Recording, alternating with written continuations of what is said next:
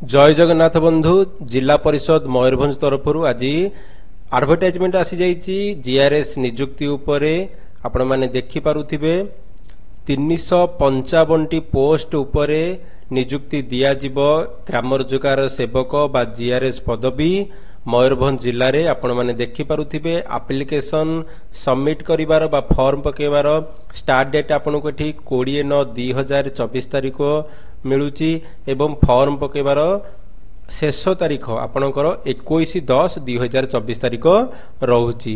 आपण माने पूर्व वीडियो रे देखिछंती जे सैलरी कोन रहिबो। तो तेरे वैकेंसी पोजीशन कथा देखिबा आपण को एससी कैटेगरी रे मेल पोस्ट रहुची 38, वोमेन पोस्ट रहुची 18।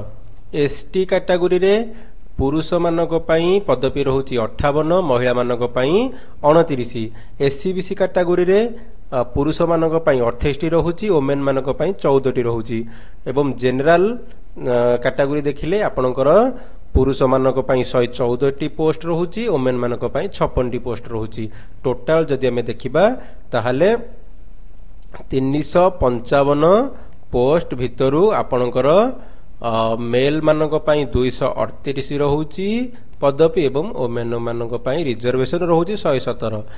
स्पेशल कैटेगरी पई आपन को पूर्व वीडियो रे जेमिति सेम सब रहुची। आपण माने पूर्व वीडियो रे सब जानि छंती +2 विथ कंप्यूटर आपनकर दरकार क्वालिफिकेशन एवं अदर इलिजिबिलिटी क्राइटेरिया जहाँ भी रोचे आपण मैंने जानी केवल मार्क बेसिक ही जीआरएस पदवी बा नियुक्ति दिया जिवो।